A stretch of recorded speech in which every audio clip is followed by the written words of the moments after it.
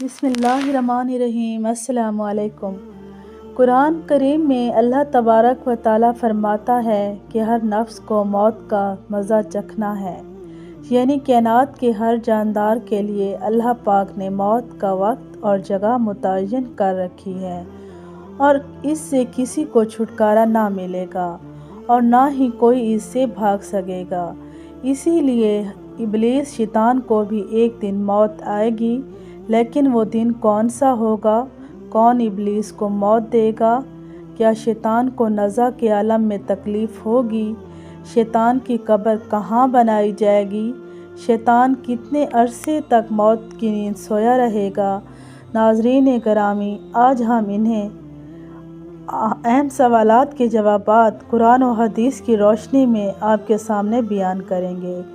معزز خواتین و حضرات، جب شیطان مردود کو اللہ تبارک و تعالیٰ نے جنت سے نکال دیا تو اس نے اللہ تبارک و تعالیٰ سے قیامت تک کے لیے مہلت مانگی کہ قیامت سے پہلے مجھے موت نہ آئے، لیکن اللہ پاک نے اسے مقررہ وقت تک یہ خاص وقت کی مہلت دی، جسے قرآن کریم کی سورۃ الحجر میں یوں بیان کیا گیا ہے۔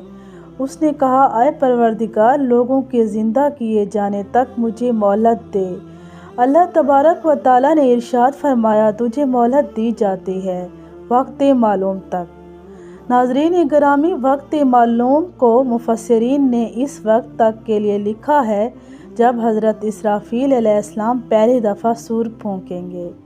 معزز دوستو، قیامت کی نشانیاں جب پوری ہو جائیں گی تو مومنوں کی بغلوں کے نیچے سے ایک خوشبو دار ہوا گزرے گی، جس سے تمام ایمان والے وفات پا جائیں گے، اور پھر اس کے بعد 40 سال کا زمانہ گزرے گا کہ جس میں کوئی بچہ بھی پیدا نہ ہوگا، یعنی ہر انسان کی عمر کم سے کم 40 سال ہوگی۔ مسلمان چونکہ مر چکے ہوں گے، اسی لیے زمین پر صرف مشرک و کفار رہ جائیں گے۔ جب مومنین کی وفات کو 40 سال گزر چکے ہوں گے تو پھر حضرت اسرافیل علیہ السلام پہلی دفعہ سور پھونکیں گے۔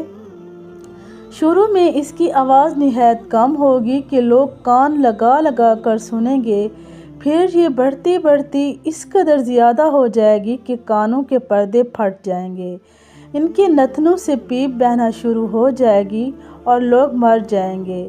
انسان، جن فرشتوں، یہاں تک کہ شیطان ابلیس کو بھی اس نفخہ اولاد کے وقت موت آئے گی۔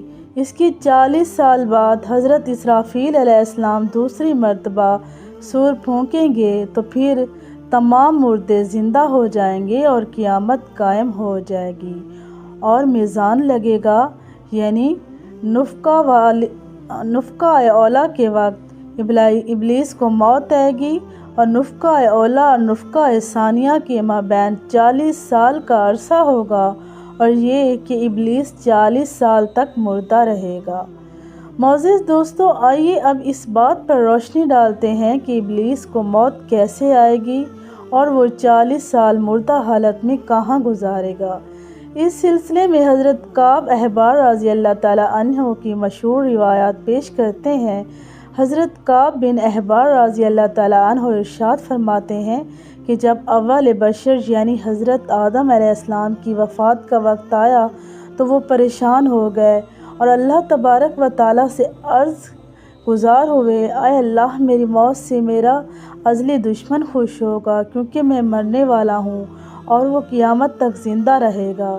اسی وقت مالک الموت حضرت آدم علیہ السلام کی خدمت میں حاضر ہوئے اور فرمایا، اے ابو آدم، آپ علیہ السلام وفات کے بعد جنت میں رہیں گے، جبکہ ابلیس قیامت تک دنیا میں رہے گا، اور پھر قیامت سے 40 سال پہلے اس کو ایسی موت آئے گی کہ وہ پوری دنیا کے انسانوں جتنی موت کی تکلیف برداشت کرے گا، اور پھر جہنم ہی اس کا ٹھکانہ ہوگا۔ حضرت کعب رضی اللہ تعالیٰ عنہ مزید ارشاد فرماتے ہیں کہ حضرت آدم علیہ السلام ملک الموت سے فرمانے لگے کہ مجھے ابلیس کی موت کا منظر بیان کرو۔ ملک الموت علیہ السلام نے ابلیس کی موت کا حال بیان کرنا شروع کیا تو وہ اتنی دردناک موت تھی کہ حضرت آدم علیہ السلام اپنے آنسوں پر قابو نہ رکھ سکے۔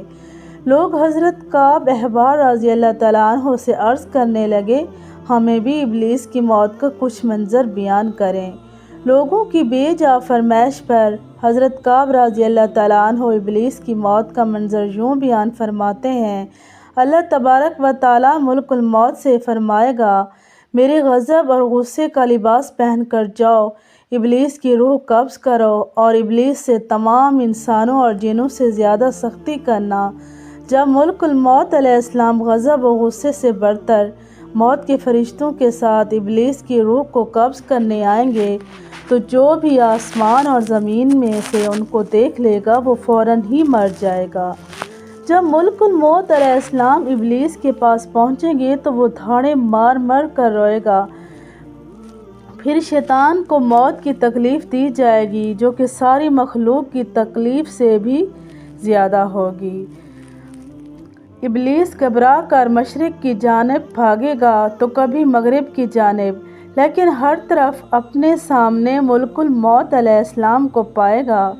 سمندر میں جائے گا تو سمندر اسے جگہ نہ دے گی۔ آسمان کی طرف بھاگے گا تو وہاں مقرر فرشتے اس کو آگ کے کوڑے ماریں گے۔ حضرت آدم علیہ السلام کی قبر کے پاس کھڑا ہو کر کہے گا، اے آدم، تمہاری وجہ سے میں ملعون اور مردود بنا، کاش کہ تم پیدا ہی نہ ہوئے ہوتے۔ پھر ملک الموت علیہ السلام سے کہے گا، کتنی سختی اور تکلیف کے ساتھ میری جان نکالو گے؟ ملک الموت علیہ السلام فرمائیں گے، جتنے لوگ جہنم میں ہیں ان سب کی موت سے کہیں زیادہ تکلیف اور سختی کے ساتھ۔ یہ سن کر شیطان تڑپنے لگے گا اور چیختا چلاتا ادھر ادھر بھاگنے لگے گا اور اسی جگہ پہنچ جائے گا جہاں اس نے جنت سے نکلنے کے بعد پہلا قدم رکھا تھا۔ وہ جگہ آگ کے انگارے کی طرح سرخ ہوگی، زمین چنگاری کی طرح ہو جائے گی اور زبانیاں فرشتے اس کو گھیر لیں گے اور زنبوروں اور آروں سے اس کو چیریں گے جب تک اللہ تبارک و تعالیٰ چاہیں گے۔ اس وقت تک حالت نزع اور موت کے غصے کا شکار رہے گا اور وہاں جہنم کی سنگاسیاں لگی ہوئی ہوں گی۔ ان سنگاسیوں سے تڑپا تڑپا کر اس کی جان نکالی جائے گی اور حضرت آدم و حوا علیہ السلام سے کہا جائے گا، ذرا اپنے دشمن کو دیکھو کس طرح ذلت کے ساتھ مر رہا ہے۔ وہ دیکھ کر کہیں گے، یا اللہ، تو نے ہم پر اپنی نعمت مکمل فرما دی۔ معزز ناظرین، انہیں جہنمیوں گڑھیوں میں ابلیس 40 سال تک مردہ رہے گا اور یہی اس کی قبر ہوگی۔ پھر 40 سال بعد دوبارہ حضرت اسرافیل علیہ السلام سور پھونکیں گے تو تمام مردے زندہ ہو جائیں گے اور حساب و کتاب کا عمل شروع ہوگا۔ ناظرین گرامی، اس کائنات کی ہر چیز فنا ہونے والی ہے، اگر کسی کو دوام حاصل ہے تو وہ صرف اللہ تبارک تعالیٰ کی ذات ہے۔ بس ہمیں ہر وقت تیار رہنا چاہیے کہ کیا پتہ کب کون سی گھڑی ہماری اس دنیا میں آخری گھڑی ہو اور پھر ہمارے پاس پچھتاوے کے سوا کچھ باقی نہ رہے۔ اللہ تبارک و تعالیٰ سے دعا ہے کہ اللہ تبارک و تعالیٰ ہمیں آخرت کی تیاری کرنے، نیک اعمال کرنے اور گناہوں سے بچنے کی توفیق عطا فرمائے۔ آمین یا رب العالمین۔